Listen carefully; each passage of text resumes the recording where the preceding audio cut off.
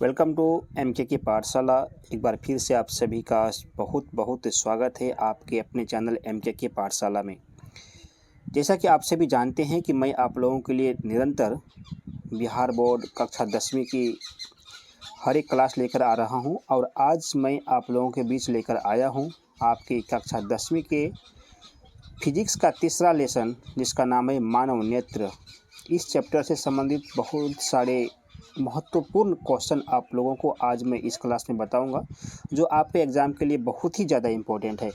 इस क्लास को कंप्लीट रूप से देख लेने के बाद और इसकी तैयारी कर लेने के बाद आपका एग्ज़ाम में 100% अच्छा स्कोर होगा, इसकी मैं गारंटी लेता हूं, क्योंकि हर एक क्वेश्चन को बारीकी से एनालिसिस करने के बाद मैं आप लोगों के बीच हर एक क्वेश्चन को लेकर आता हूं। इसलिए आप लोगों की क्लास शुरुआत से लास्ट तक ज़रूर देखना चाहिए और मैं आपको सजेस्ट करूंगा कि जब भी आप इस क्लास को देखने के लिए बैठे तो कृपया अपने पास एक कॉपी और पेन अवश्य लें और जो भी क्वेश्चंस मैं आप लोगों को करा रहा हूं कृपया उसे एक नोटबुक में ज़रूर दर्ज कर लें, ताकि इन फ्यूचर आप लोगों को याद करने में आसानी हो और आपकी तैयारी बेहतर हो सके।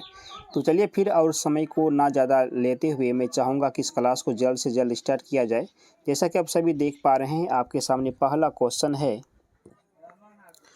सामान्य दृष्टि के वयस्क के लिए सुस्पष्ट दर्शन की अल्पतम दूरी लगभग होती है। इसका मतलब ये हुआ कि सामान्य दृष्टि मतलब एक नॉर्मल आँख के लिए, किसी भी व्यक्ति के लिए सुस्पष्ट मतलब बिल्कुल फ्रेश देखने की सबसे कम दूरी कितनी होती है, यानी कि वह कौन सा ऐसा दूरी है, सबसे न्यूनतम दूरी जहाँ तक आप बिल्कुल भी किसी वस्तु का फ्रेश और क्लियर प्रतिबिंब बना सकते हैं, या फिर आपका आँख उसे बहुत ही क्लियर तरीक़ा से देख सकता है। तो वह जो दूरी होता है 25 सेंटीमीटर का होता है, यानी कि एक नेत्र का न्यूनतम दूरी 25 सेंटीमीटर होता है। यहीं तक ही हम किसी वस्तु का स्पष्ट तरीक़ा से देख सकते हैं, उससे कम दूरी आने पर वह वस्तु हमें धुंधला प्रतीत होगा। तो ये दूरी कौन सी हो गई? न्यूनतम दूरी 25 सेंटीमीटर। आपका ऑप्शन नंबर सी यहाँ पर राइट है। अगला क्वेश्चन नंबर दूसरा, सामान्य दृष्टि के वयस्क के लिए सुस्पष्ट दर्शन की दूर बिंदु क्या होती है? दूर बिंदु का मतलब बोला कि एक नेत्र का दूर बिंदु कितना होता है। तो आप याद रखेंगे दूर बिंदु कोई भी फिक्स नहीं किया गया है, तो यानी कि दूर बिंदु आपके लिए अनंत हो जाएगा। एक नेत्र का दूर बिंदु क्या होगा? अनंत होता है। आप इस बात को याद रखेंगे। ऑप्शन नंबर यहाँ पर डी आपका राइट आंसर हो जाएगा। अगला क्वेश्चन देखा जाए, क्वेश्चन नंबर 3, आँख का व्यवहार होता है, यानी आँख जो है किस प्रकार का व्यवहार करता है? तो सीधा सी बात है भाई कि आँख ऐसा वैसा ही व्यवहार करेगा जिस प्रकार से उसमें लेंस पाया जाता है। और आप सभी को मैं बता दूं कि मानव नेत्र में उत्तल लेंस पाया जाता है, अर्थात उत्तल लेंस होने की वजह से मानव का जो नेत्र है वह उत्तल लेंस की तरह व्यवहार करता है। यानी कि यहाँ पर आपका ऑप्शन देखा जाए तो ऑप्शन नंबर बी आपका राइट आंसर होगा, उत्तल लेंस की तरह आँख व्यवहार करता है। क्वेश्चन नंबर नेक्स्ट, आँख का व्यवहार होता है, ये रिपीटेड क्वेश्चन है। आगे बढ़ते हैं। अगला क्वेश्चन है, पुतली के साइज को कौन नियंत्रित करता है? यानी पुतली का जो साइज है उसको नियंत्रण करने का काम कौन करवाता है? जैसा कि आप सभी जानते हैं, अगर मैं ये आँख बना दूं तो आँख में जो पुतली होता है ना, ये छोटा सा जो बिंदु होता है बीच में, उसको पुतली कहा जाता है ना। तो इनके साइज को नियंत्रण करने का काम एक जो करता है वह होता है, जैसे कि आँख में जो पुतली होता है किसी काले भाग के अंदर में पुतली पाया जाता है ना, और ये जो काला भाग होता है इस काले भाग का नाम होता है परितारिका। ठीक है। परितारिका एक का ही एक और नाम होता है आइरिस, यानी कि परितारिका बोला जाए नहीं तो आइरिस बोला जाए। जो नेत्र में काला भाग होता है यह भाग ही उस पुतली के साइज को नियंत्रण करता है, कभी छोटा करता है तो कभी बड़ा करता है। तो यहाँ पर इस प्रकार से आपका ऑप्शन नंबर कौन सा राइट हो जाएगा? ऑप्शन नंबर बी सही है। परितारिका जो आपके आँख की पुतली को नियंत्रण करने का कार्य करता है। अगर ऑप्शन में परितारिका ना दे और उसके स्थान पे आइरिस भी अगर दे दिया जाए तो वो भी आपका सही होगा, क्योंकि परितारिका का ही दूसरा नाम आइरिस होता है, जो इंग्लिश में कहा जाता है। तो यहाँ पर आपका answer option number B right है।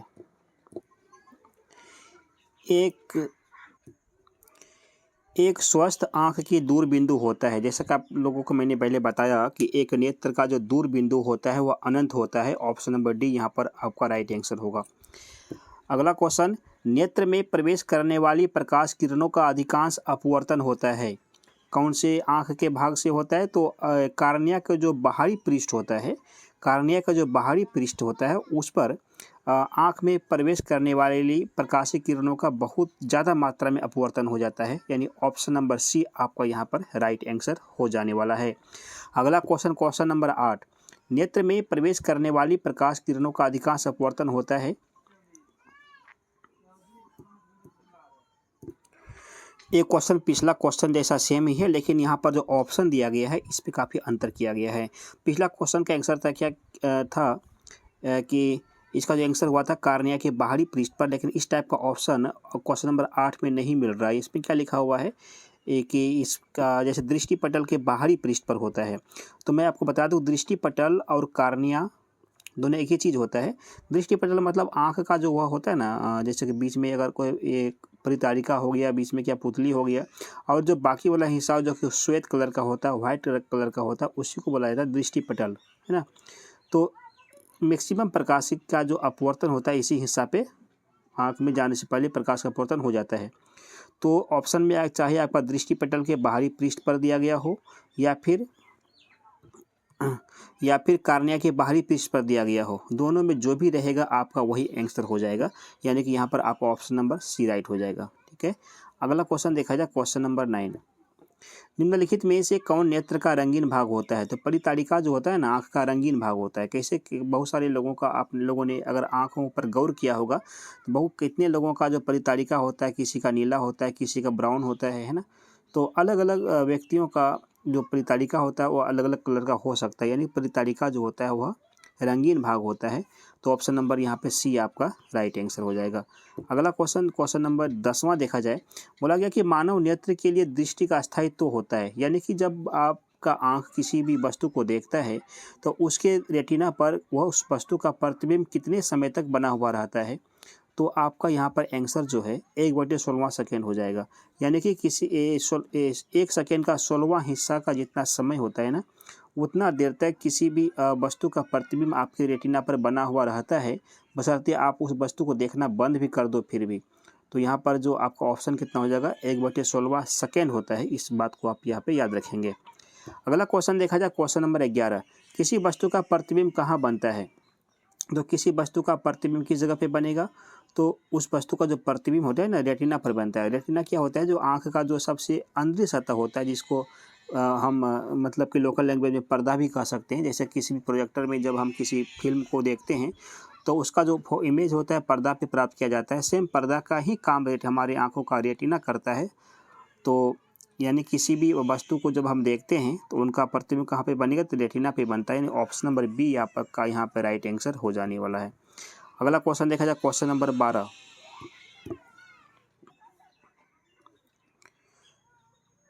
नेत्र द्वारा किसी वस्तु का कैसा प्रतिबिंब बनता है। तो नेत्र में चूंकि कौन सा लेंस पाया जाता है, तो नेत्र में उत्तल लेंस पाया जाता है। और उत्तल लेंस का खासियत होता है वह किसी भी वस्तु का प्रतिबिंब वास्तविक बनाएगा, उल्टा बनाएगा और छोटा बड़ा चूँकि दोनों बनाता है, लेकिन आँख जो है हमेशा किसी वस्तु का छोटा प्रतिबिंब ही बनेगा, वो बड़ा कभी नहीं बना सकता। यानी कि आपका ऑप्शन नंबर डी यहाँ पे राइट होगा। नेत्र किसी वस्तु का हमेशा वास्तविक, उल्टा और छोटा प्रतिबिंब बनाता है। इस बात को आप याद रखेंगे। अगला क्वेश्चन नंबर 13, मानव की आँख में प्रवेश करने वाली प्रकाश की मात्रा को नियंत्रित किया जाता है किनके द्वारा। तो प्रकाश की मात्रा जो है आँखों में प्रवेश करता है पुतली के द्वारा, और पुतली के साइज को नियंत्रण करने का जो कार्य करता है वह परितारिका करता है। यानी ऑप्शन नंबर डी आपका यहाँ पे राइट होगा। वह पुतलियों के साइज को घटा बढ़ा करके आँख में प्रवेश करने वाले प्रकाश की मात्रा को नियंत्रण करता है। यानी कि आपका ऑप्शन नंबर डी यहाँ पे करेक्ट आंसर हो जाएगा। आँख के लेंस की वक्रता त्रिज्या को नियंत्रित करता है। आँख की लेंस की जो वक्रता त्रिज्या है उसको नियंत्रण कौन करेगा। जैसा कि आप सभी को मैं बता दूं, अगर ये लेंस है जो आँख में है, या जो लेंस होता है ना, कुछ मांसपेशियों के द्वारा जुड़ा हुआ रहता है। अब ये जो मांसपेशी है, इसी मांसपेशी को पक्षभामी मांसपेशियाँ कहा जाता है। पक्षभामी मांसपेशियाँ यानी ये जो आपस में कभी कभी सिकुड़ करके या फिर कभी कभी इसको खींच करके नेत्र जो लेंस है इनके फोकस दूरी में हमेशा परिवर्तन करते रहता है। यानी कि आपका ऑप्शन नंबर यहाँ पर डी राइट हो जाएगा। पक्षभामी मांसपेशियों के द्वारा आँख के लेंस की वक्रता त्रिज्या नियंत्रित होती है। जो नेत्र जो नेत्र निकट स्थित वस्तु को साफ नहीं देख पाता है उस नेत्र में होता है, यानी उस नेत्र में कौन सा दोष होता है। तो आप यहाँ पे याद रखेंगे, आँख में जो नेत्र दोष होता है ना, वह हमेशा उल्टा टाइप का होता है। क्वेश्चन में जो बोला गया है कि नेत्र जो निकट वस्तु को साफ नहीं देख पा रहा है ना, इसका मतलब आँख में कौन सा दोष है, दीर्घ दृष्टि दोष, यानी कि दूरदृष्टि दोष हो जाएगा। आपका ऑप्शन नंबर यहाँ पर ए राइट हो जाने वाला है। अगला क्वेश्चन देखते हैं, क्वेश्चन नंबर 16। किस दृष्टि दोष को अवतल और उत्तल दोनों लेंसों से बनी द्विफोक्सी लेंस द्वारा संशोधित किया जाता है। संशोधित का मतलब होता है उसका उपचार किया जाता है। तो बहुत सारे ऐसे आप लोगों ने चश्मा देखा होगा जिसके जो होता है ना कांच, इस कांच में बीच में एक हल्का सा एक और भी कांच में ही लगा हुआ कुछ लेंस ऐसा आपको प्रतीत होगा। तो ये जो चश्मा है इसी में दो टाइप का लेंस आपका हो गया, एक उत्तल लेंस एक अवतल लेंस, दोनों को मिक्सिंग करके चश्मा बनाया जाता है जिसको बोला जाता है द्विफोक्सी लेंस। तो इस प्रकार का जो लेंस होता है इसका प्रयोग जरा दृष्टि दोष से संबंधित आँखों का संशोधन करने के लिए किया जाता है। जरा दृष्टि दोष जिसमें कि उत्तल लेंस और अवतल लेंस दोनों से युक्त द्विफोक्सी लेंसों की मदद से इस बीमारी को दूर किया जाता है जिसका नाम है जरा दृष्टि दोष, यानी ऑप्शन नंबर आपका सी यहाँ पर राइट आंसर हो जाएगा। अगला क्वेश्चन, क्वेश्चन नंबर 17। किस लेंस का उपयोग कर दीर्घ दृष्टि दोष को संशोधित किया जाता है। तो बस आप यहाँ पे याद रखेंगे कि दीर्घ दृष्टि दोष या फिर दूरदृष्टि दोष को दूर करने के लिए उत्तल लेंस का उपयोग किया जाता है, उत्तल लेंस का उपयोग किया जाता है। इसके जस्ट विपरीत अगर निकट दृष्टि दोष के बारे में पूछा जाए कि उसका संशोधन आप किस प्रकार के लेंस की सहायता से करेंगे, तो आपका वहाँ पर आंसर अवतल लेंस हो जाता है, लेकिन यहाँ पर दीर्घ दृष्टि दोष पूछा गया है, इसी वजह से आपका आंसर ऑप्शन नंबर बी उत्तल लेंस हो गया। अगला क्वेश्चन, क्वेश्चन नंबर 18। निकट दृष्टि दोष दूर करने के लिए चश्मे में किस लेंस का प्रयोग किया जाता है। तो जैसे मैंने बोला कि निकट दृष्टि दोष का अगर उपसमाधान के लिए पूछा जाए तो इसमें आपका अवतल लेंस वाला चश्मा होगा, यानी ऑप्शन नंबर बी यहाँ पर राइट आंसर हो जाएगा। अगला क्वेश्चन है, दूरदृष्टि दोष वाला नेत्र साफ देख सकता है, यानी कि ऐसे व्यक्ति जिसके नेत्र में दूरदृष्टि दोष लग गया है तो वह किस प्रकार की वस्तुओं को साफ देख पाएगा, दूर वाला वस्तु को या फिर निकट वाला वस्तु को। मैंने बताया था कि जो दृष्टि के दोष का जो नाम होता है वह बिल्कुल उल्टा होता है, यानी कि अगर आँख में दूरदृष्टि दोष लगा हुआ है तो वह दूर वाला ही वस्तु को स्पष्ट देख पाएगा, यानी कि आपका ऑप्शन नंबर यहाँ पर बी राइट हो जाने वाला है, दूर की वस्तुओं को। अगला क्वेश्चन नंबर देखा जाए 20। एक प्रिज्म कितने सतहों से घिरा होता है। तो प्रिज्म का जो है ना कुल 5 सतह होता है। कितने सतह होते हैं प्रिज्म का? 5 सतह। इस प्रकार से अगर मैं प्रिज्म बना दूं है ना, तो प्रिज्म का कुल 5 सतह हो गया। कैसे हुआ? 1 2 और एक पीछे वाला हिस्सा होगा, ये वाला पीछे वाला हिस्सा, तो 4, एक ऊपर वाला हिस्सा, एक यहाँ पे नीचे वाला हिस्सा हो गया 5। तो कुल मिलाकर के एक प्रिज्म जो है 5 सतहों से घिरा।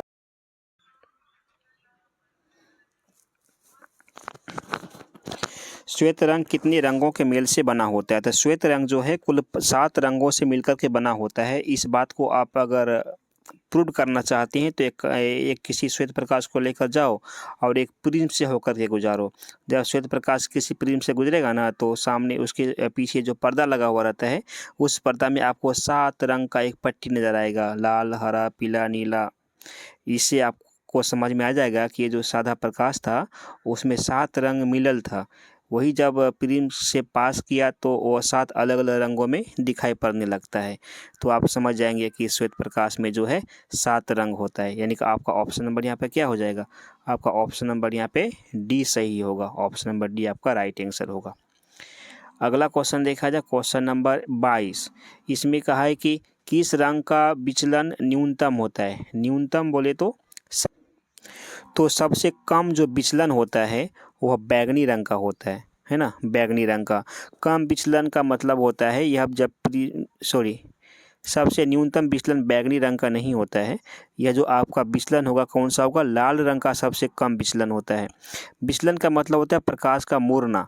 जब कोई प्रकाश अपने किसी माध्यम में प्रवेश करता है ना, तो उसमें जितना मुराव होता है उसको, वह मुराव को ही विचलन कहा जाता है या अपवर्तन भी कहा जाता है, दोनों की चीज़ है। तो लाल रंग का अपवर्तन सबसे कम होता है, इसी कारण से इंद्रधनुष में लाल रंग सबसे ऊपर या फिर सबसे बाहर की तरफ होता है ना। तो यहाँ पर आपका ऑप्शन नंबर क्या, ए सही हो जाएगा। श्वेत प्रकाश वर्ण क्रम में किस रंग की किरण का विचलन अधिक होता है? तो सबसे अधिक जो विचलन होता है ना, वह बैंगनी रंग का होता है, यानी बहुत ही ज़्यादा ये मुरझाता है। बहुत ज़्यादा मुरझाने के कारण बैंगनी रंग जो है किसी भी वर्ण पट में हो या फिर इंद्रधनुष में हो, वह सबसे निचले स्थान पे चला जाता है, सबसे नीचे होता है ये। अगला क्वेश्चन देखा जाए, क्वेश्चन नंबर 24। स्पेक्ट्रम प्राप्त करने के लिए किसका उपयोग किया जाता है? स्पेक्ट्रम का मतलब होता है 7 अलग अलग रंग का पट्टी प्राप्त करना, है ना। तो 7 रंगों की पट्टी तभी प्राप्त होती है जब आप श्वेत प्रकाश को किसी प्रिज्म से होकर के गुजारेंगे, यानी स्पेक्ट्रम प्राप्त करने के लिए आपको प्रिज्म का जरूरत पड़ेगा। तो ऑप्शन नंबर डी यहाँ पर राइट आंसर है। अगला क्वेश्चन नंबर 25। प्रकाश का प्राथमिक वर्ण है।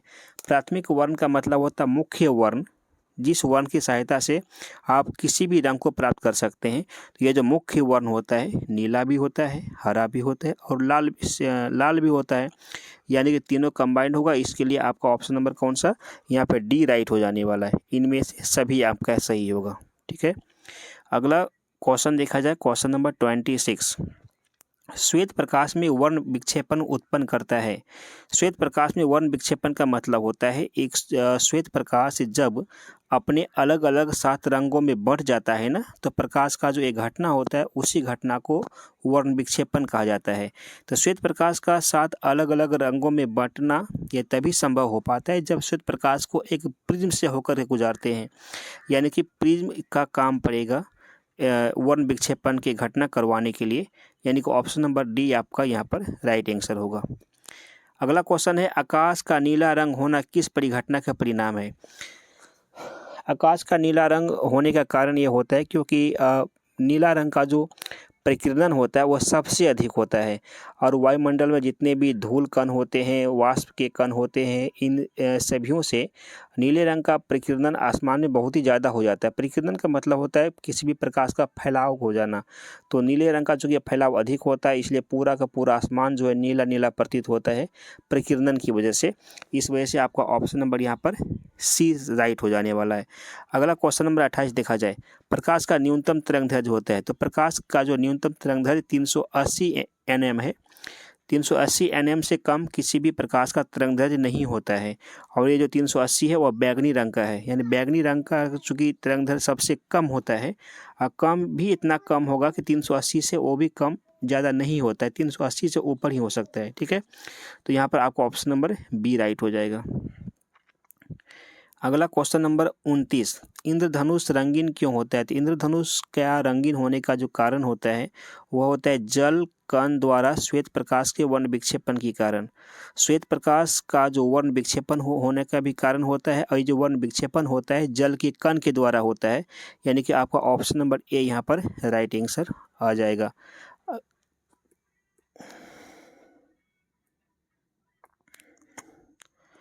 अगला क्वेश्चन नंबर 30। प्रकाश संश्लेषण के लिए दृश्य स्पेक्ट्रम का सबसे प्रभावी रंग कौन सा है?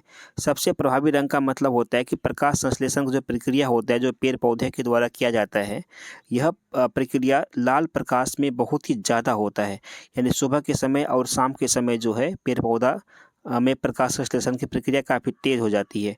तो लाल रंग यहाँ पर आपका सही आंसर होगा, ऑप्शन नंबर ए आपका यहाँ पे राइट आंसर है। अगला देखा जाए क्वेश्चन नंबर 31।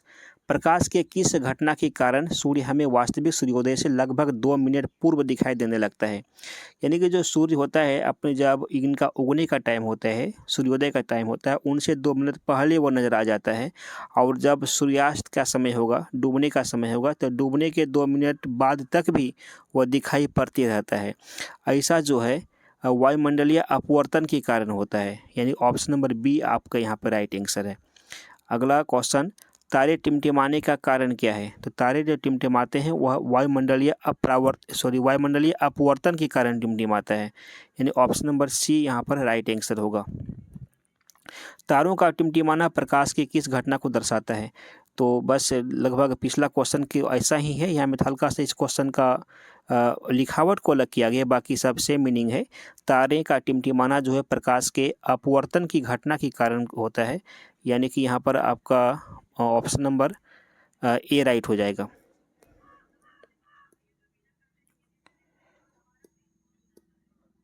अगला क्वेश्चन नंबर 34,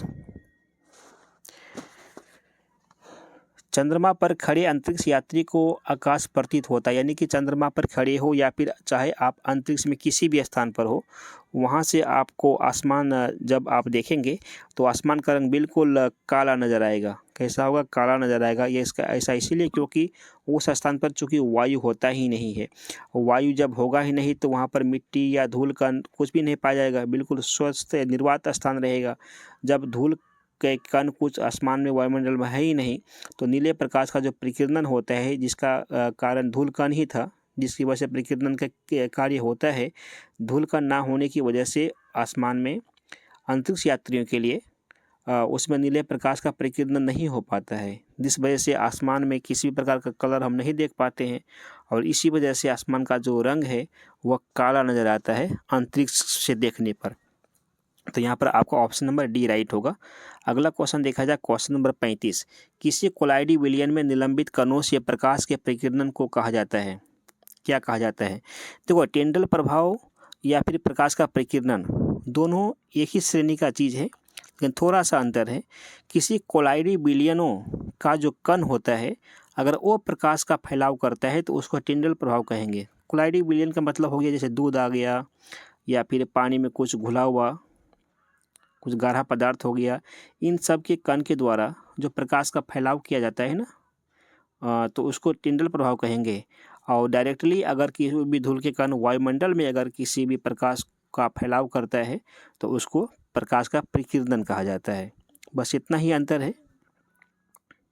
तो यहाँ पर आपका ऑप्शन नंबर कौन सा सही होगा? टिंडल प्रभाव। ऑप्शन नंबर सी आपका यहाँ पे राइट आंसर हो जाने वाला है। अगला क्वेश्चन, क्वेश्चन नंबर 36, जब सूर्य का प्रकाश वायुमंडल से गुजरता है तो वायु के सूक्ष्म कण किस रंग के प्रकाश को अधिक प्रबलता से प्रकीर्णन करते हैं? तो जैसे कि आप सभी जानते हैं, प्रकाश का जो प्रकीर्णन सबसे अधिक नीला रंग का होता है। तो सूर्य का प्रकाश जब वायुमंडल में पहुंचेगा तो नीला रंग का प्रकीर्णन सबसे अधिक हो जाता है, जिस वजह से पूरा आसमान नीला नीला प्रतीत होता है। यानी कि ऑप्शन नंबर आपका यहाँ पे डी राइट हो जाने वाला है। ऑप्शन नंबर डी आपका यहाँ पे राइट आंसर होगा। अगला क्वेश्चन नंबर 37 देखा जाए, प्रकाश के किस रंग का तरंगदैर्घ्य सबसे अधिक होता है? तो प्रकाश का तरंगदैर्घ्य ऐसे प्रकाश का अधिक होगा जिसका विचलन कम होता है, जिसका अपवर्तन कम होता है ना। तो यहाँ पर आपका जो इस प्रकार का जो प्रकाश होता है वो लाल रंग का होता है। तो लाल रंग का तरंगदैर्घ्य सबसे ज़्यादा होता है। ऑप्शन नंबर सी आपका यहाँ पे राइट आंसर होगा। प्रकाश के किस रंग का तरंगदैर्घ्य सबसे कम होता है? तरंगदैर्घ्य सबसे कम की बात करेंगे तो बैंगनी रंग का होता है। बैंगनी रंग का तरंगदैर्घ्य सबसे कम होता है, इसी वजह से इनका जो अपवर्तन होता है या विचलन होता है सबसे अधिक हो जाता है। यानी कि प्रकाश का तरंगदैर्घ्य और उनका अपवर्तन दोनों एक दूसरे का अपोजिट डायरेक्शन में काम करता है। तरंगदैर्घ्य सबसे कम होगा तो अपवर्तन सबसे अधिक होगा, अपवर्तन सबसे अधिक होगा तो तरंगदैर्घ्य सबसे कम होगा। इस प्रकार से इन दोनों में ये संबंध होता है। अगला क्वेश्चन लिया जाए, क्वेश्चन नंबर 39, वायुमंडल में कौन सा वर्ण अधिक प्रकीर्णन करता है? जैसे को कई बार क्वेश्चन इस प्रकार से मैंने अभी बता दिया कि नीले रंग का प्रकीर्णन सबसे अधिक होता है वायुमंडल में, यानी ऑप्शन नंबर बी आपका यहाँ पर राइट आंसर हो जाएगा। 40 नंबर में देखा जाए कि टिंडल प्रभाव प्रदर्शित करता है। क्या प्रदर्शित करता है मतलब क्या दिखाता है? तो टिंडल प्रभाव दिखाता है प्रकाश का परावर्तन या विक्षेपण, अपवर्तन या प्रकीर्णन। तो मैंने बताया था कि प्रकाश का प्रकीर्णन और टिंडल प्रभाव लगभग दोनों एक ही श्रेणी का चीज़ है, लेकिन बस यही जब वायुमंडल में धूल कण के द्वारा प्रकाश का अगर फैलाव किया जाता है तो उसको प्रकाश का प्रकीर्णन कहते हैं, लेकिन जब किसी कोलाइडी विलयन के कण अगर प्रकाश का फैलाव करता है तो उसको टिंडल प्रभाव कहते हैं। तो दोनों ही काम प्रकाश का फैलाने वाला ही करता है, यानी कि प्रकाश का प्रकीर्णन वाला ही ऑप्शन इनका सही होगा, ऑप्शन नंबर डी। अगला देखा जाए क्वेश्चन नंबर 41, किसी अंतरिक्ष यात्री को आकाश कैसा प्रतीत होता है? तो अंतरिक्ष यात्री को आकाश काला नजर आएगा। क्यों आएगा? क्योंकि वायुमंडल ही नहीं, वायुमंडल नहीं तो धूल कण ही नहीं, और धूल कण ही नहीं तो प्रकाश का परिकीर्णन ही नहीं, और प्रकाश का परिकीर्णन ही नहीं हुआ तो फिर उस यात्री को कुछ नज़र ही नहीं आया। जब नज़र नहीं आता है तो लोगों को काला प्रतीत होता है, यानी कि ऑप्शन नंबर बी आपका यहाँ पे राइट आंसर है। अगला क्वेश्चन नंबर 42, दृश्य प्रकाश में किस वर्ण का तरंगदैर्घ्य अधिकतम होता है? तो सबसे अधिक जो तरंगदैर्घ्य वाला प्रकाश होता है वो लाल रंग का होता है, यानी ऑप्शन नंबर बी आपका यहाँ पे राइट आंसर होगा। अगला क्वेश्चन नंबर 43, कुछ बादलों का रंग उजला क्यों होता है? तो कुछ बादलों का रंग उजला जो होता है प्रकाश के परिकीर्णन की वजह से होता है। किस कारण से होता है? प्रकाश के परिकीर्णन की वजह से होता है, यानी ऑप्शन नंबर आपका बी यहाँ पर राइट आंसर होगा। नेत्र दान में नेत्र का कौन सा भाग दिया जाता है? तो नेत्र दान में नेत्र का जो कार्निया होता है ना, बिल्कुल पूरा कार्निया ही दान कर दिया जाता है किसमें? नेत्र दान में, यानी कि आपका ऑप्शन नंबर डी एजा सही हो जाएगा। अगला क्वेश्चन देखा जाए 5 नंबर में, पुतली को नियंत्रित कौन करता है? तो पुतली को नियंत्रित करने का जो काम होता है वह आइरिस के द्वारा होता है। आइरिस का मैंने एक नाम और बताया था, उसका नाम क्या था? परितारिका। यानी परितारिका बोले या नहीं तो आइरिस बोले, दोनों सेम चीज़ है, तो यहाँ पर आइरिस आंसर इनका हो जाएगा। अगला क्वेश्चन नंबर 46, जरा दृष्टि दोष को दूर करने के लिए किस लेंस का उपयोग किया जाता है? तो जरा दृष्टि दोष को दूर करने के लिए उत्तल लेंस और अवतल लेंस, दोनों लेंस को कंबाइंड करके जो द्विफोक्सी लेंस होगा उसका प्रयोग किया जाता है जरा दृष्टि दोष को दूर करने के लिए, यानी कि द्विफोक्सी लेंस को ही इंग्लिश में बोलते हैं बाईफोकल लेंस, यानी कि ऑप्शन नंबर डी यहाँ पे राइट आंसर इनका हो जाएगा। अगला क्वेश्चन नंबर 47, अबिंदुकता दृष्टि दोष को दूर करने के लिए लेंस का उपयोग किया जाता है। अबिंदुकता का मतलब होता है कि आप किसी भी प्रतिबिंब को देखेंगे ना, तो एक चीज़ को देखेंगे तो वह आपको एक से अधिक नज़र आएगा, है ना। आप इसको अगर आभास करने के लिए आप क्या करो, अपने उंगली से अपने जो आँख है उसको हल्का से दबा के किसी वस्तु को देखो, तो आपको वह सामान एक या एक से अधिक की संख्या में मतलब एक से अधिक की संख्या में हमेशा नज़र आएगा। तो कभी कभी नेत्रों में इस प्रकार का प्रॉब्लम ही हमेशा हो जाता है कि आपको इस प्रकार से कोई सामान नज़र आने लगेगा। तो इस प्रकार का जो दोष होता है ना आँखों में, उस दोष का नाम होता है अबिंदुकता। और इस अबिंदुकता को दूर करने के लिए आपको बेलनाकार लेंस चाहिए। कौन सा लेंस? बेलनाकार लेंस, यानी कि ऑप्शन नंबर आपका यहाँ पे सी एकदम राइट आंसर होगा। अगला क्वेश्चन नंबर सी, जब नेत्र लेंस धुंधला या अपारदर्शी हो जाता है तो उसे कौन सा दोष कहते हैं? यानी नेत्र लेंस के ऊपर जब कोई परत जम जाता है तो उसको जो है, इससे आपको कोई भी सामान धुंधला या प्रतीत होगा तो उनको मोतियाबिंद कहा जाता है, जो कि ऑप्शन नंबर डी आपका यहाँ पे राइट आंसर होगा। अगला क्वेश्चन है, इंद्रधनुष में सबसे बाहर कौन सा रंग दिखाई देता है? तो इंद्रधनुष में सबसे बाहर जो है लाल रंग नजर आएगा, क्योंकि लाल का जो है अपवर्तन सबसे कम होगा, वह बहुत ही कम मुड़ता है, नहीं मुड़ने के कारण से वह ऊपर ही नज़र आने लगता है, ऊपर मतलब बाहर नज़र आने लगता है। तो आपका ऑप्शन नंबर यहाँ पर ए राइट हो जाएगा। अगला क्वेश्चन नंबर 50, इंद्रधनुष में सबसे अंदर कौन सा रंग दिखाई देता है? तो सबसे अंदर वही रंग दिखाई देगा जिस रंग का अपवर्तन सबसे अधिक होता है। तो बैगनी रंग का अपवर्तन सबसे अधिक होता है, इस वजह से इंद्रधनुष में जो है सबसे अंदर की तरफ जो रंग होता है वह बैगनी रंग का होता है। ऑप्शन नंबर बी आपका यहाँ पर राइट आंसर हो जाएगा।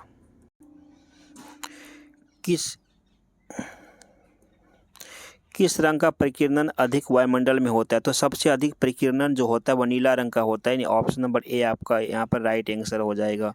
क्वेश्चन नंबर 52, जब प्रकाश की किरण किसी कण से टकराकर चारों तरफ फैल जाती है तो उसे क्या कहते हैं? यह जो बिल्कुल प्रकाश के प्रकीर्णन की परिभाषा लिखा हुआ है, यानी किसी भी कण में प्रकाश से पड़ने के बाद वह चारों तरफ अगर फैल जाती है तो प्रकाश की ये जो घटना होता है, इसी घटना को प्रकाश का परिकीर्णन कहते हैं, यानी कि ऑप्शन नंबर आपका यहाँ पे सी राइट हो जाएगा, प्रकाश का परिकीर्णन। अगला क्वेश्चन देखा जाए, एक एंगस्ट्रम का मान कितना होता है? तो एक एंगस्ट्रम का जो मान होता है वह 10⁻⁻10 मीटर का होता है।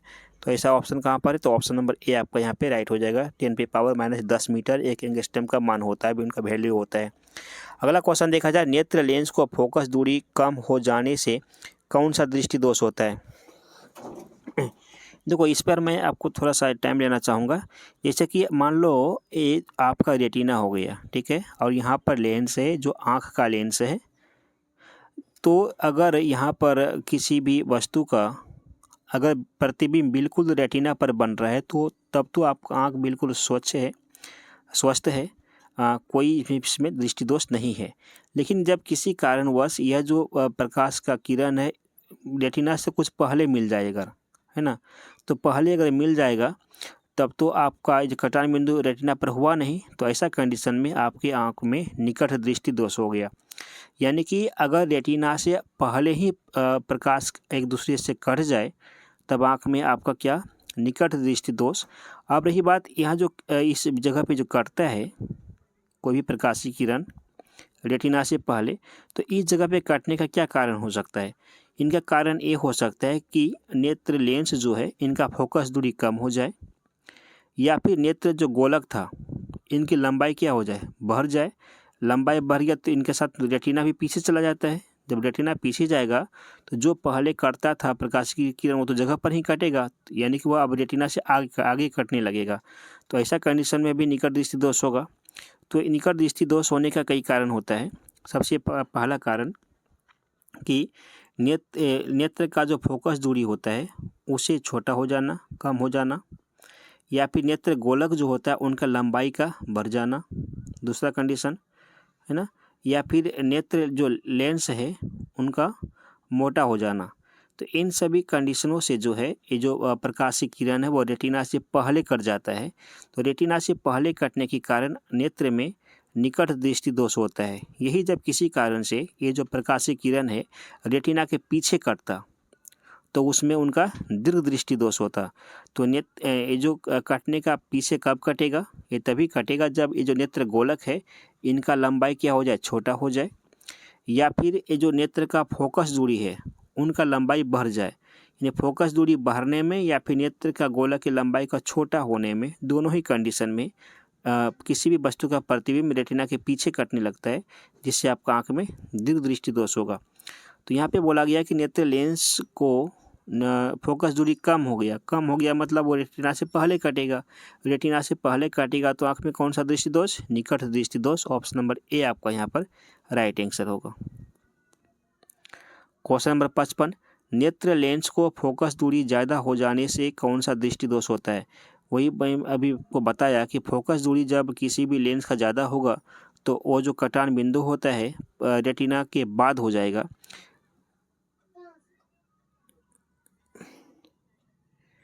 रेटिना के बाद जब कटेगा तो यानी आँख में जो है दीर्घ दृष्टि दोष होगा। दीर्घ दृष्टि दोष को ही दूर दृष्टि दोष भी कहा जाता है। तो ऑप्शन नंबर बी आपका यहाँ पे राइट आंसर होगा। किस दृष्टि दोष को दूर करने के लिए उत्तल लेंस का उपयोग करते हैं? तो उत्तल लेंस का उपयोग दीर्घ दृष्टि दोष को दूर करने के लिए किया जाता है। अगला क्वेश्चन, स्पेक्ट्रम प्राप्त करने के लिए किसका उपयोग होता है? तो स्पेक्ट्रम प्राप्त करने के लिए आपको प्रिज्म की जरूरत पड़ेगा। अगला क्वेश्चन देखा जाए, अभिनेत्र लेंस के फोकस दूरी में परिवर्तन किया जाता है। नेत्र का जो फोकस दूरी होता है उनमें परिवर्तन जो होता है किसका? पक्षभामी पेशियों के द्वारा होता है, जो लेंस के फोकस दूरी को नियंत्रण करने का कार्य करता है। अगला क्वेश्चन नंबर 59, मानव नेत्र में प्रकाश किस रास्ते से प्रवेश करता है? तो नेत्र में उसी से प्रकाश जाएगा जहाँ पर छिद्र होगा। तो छिद्र का नाम क्या है? छिद्र का नाम ही पुतली है। यानी कि प्रकाश जो है मानव नेत्र में पुतली के माध्यम से प्रवेश करता है। यहाँ पे पुतलो नहीं है, पुतली है ना, पुतली। यानी ऑप्शन नंबर सी आपका यहाँ पे राइट आंसर होगा। अगला क्वेश्चन नंबर 60, मानव नेत्र के सबसे ऊपरी परत को क्या कहते हैं? मानव नेत्र का सबसे ऊपरी परत जो कि व्हाइट कलर का होता है, कौन सा कलर का? व्हाइट कलर का। तो व्हाइट कलर का जो ऊपरी परत होता है ना उसका नाम होता है दृढ़पटल। दृढ़पटल को भी बोला जाता है श्वेत पटल, श्वेत पटल। तो दृढ़पटल दिया हुआ रहे या श्वेत पटल दिया हुआ रहे, दोनों ही मानव नेत्र का सबसे बाहरी परत कहलाता है। अगला क्वेश्चन क्वेश्चन नंबर 61, खतरे के निशान के रूप में किस रंग का प्रयोग किया जाता है? तो आप लोगों को बिल्कुल पता होगा कि खतरा का निशान यानी कि वह कौन सा कलर होता है जिसको बढ़ते ही आप किसी भी ट्रैफिक के पास रुक जाते हो या फिर ट्रेन रुक जाती है तो आप पटाख से बता देंगे कि वह जो रंग होता है लाल रंग होता है। यानी कि लाल रंग जो है इसका प्रयोग खतरे के निशान के रूप में किया जाता है।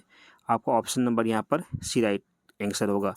इस प्रकार से कुल 61 क्वेश्चन जो कि बहुत ही मोस्ट VVI है आपके एग्ज़ाम के लिए। आप एकदम इस सारे क्वेश्चन को याद कर ही लेंगे जिससे आपका एग्ज़ाम में अच्छा रिजल्ट हो सके। तो चलिए फिर मिलेंगे एक अगली क्लास में एक बेहतर सेशन को लेकर के। तब तक के लिए आप अपनी पढ़ाई को यूँ ही जारी रखें।